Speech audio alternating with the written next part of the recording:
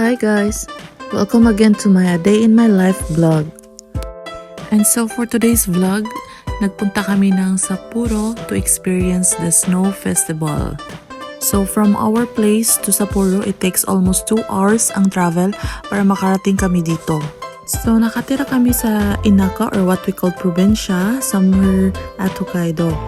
Kaya naman sinulit namin ang pagpunta namin dito sa city. So, pinuntahan namin yung mga sikat na destination dito sa Sapporo, which is ang Clock Tower and Sapporo TV Tower. Magkakalapit lang din naman yun dito sa Odori Park, which is dito rin naka-held yung Snow Festival. Sobrang napakaraming tao talaga ang nagpunta guys, iba-ibang lahi. So, peak season talaga yan dito sa Sapporo guys pag Snow Festival. So, at night, di namin pinalampas ang Don Quixote para lang bumili ng Filipino na sardinas. Isa talaga yan na mamimiss mo pag isa kang OFW. So after namin mag Don Quixote, bumalik kami doon sa Odori Park para ma-experience namin yung Snow Festival at night dahil sa napakaganda ng mga pailaw nila at saka mga illuminations.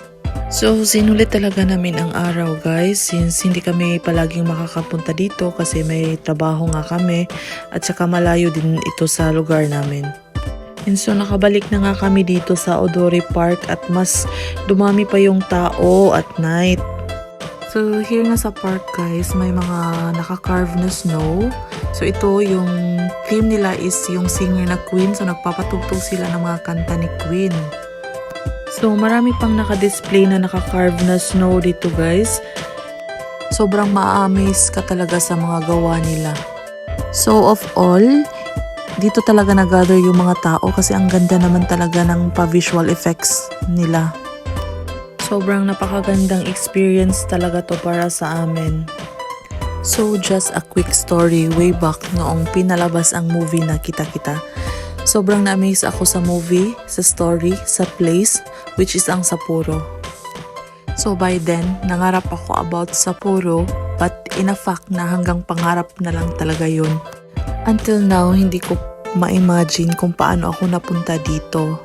Pero syempre, I applied a job here in Japan, pero hindi ko naman in-expect na dito ba naman sa lugar na malapit lang sa pinangarap mong puntahan. Kaya nasabi ko talaga na God will really hear your prayers talaga. Kahit hindi mo ina-expect, ibibigay talaga niya sa'yo. Just have faith and trust His plans. And just have patience to wait, ibibigay talaga sa'yo yan. And so at this moment na nga guys, pabalik na kami dito, papuntang station. So before that, dumaan nga pala kami sa gasto para mag-dinner pero hindi na ako nakapag-video niyan kasi sa gutom at pagod naubos na lahat ng energy ko. So after namin kumain yan, naglakad na naman kami ulit mga 18 minutes papuntang Sapporo Station. Pagdating nga namin sa Sapporo Station, may pahabol pa ditong illumination, napakaganda. Hindi na nga pala kami nagpicture kasi naghabol na kami sa last trip. So, dito ko na nga i-end yung vlog for today's Sapporo trip. So, see you next vlog guys and thank you for watching.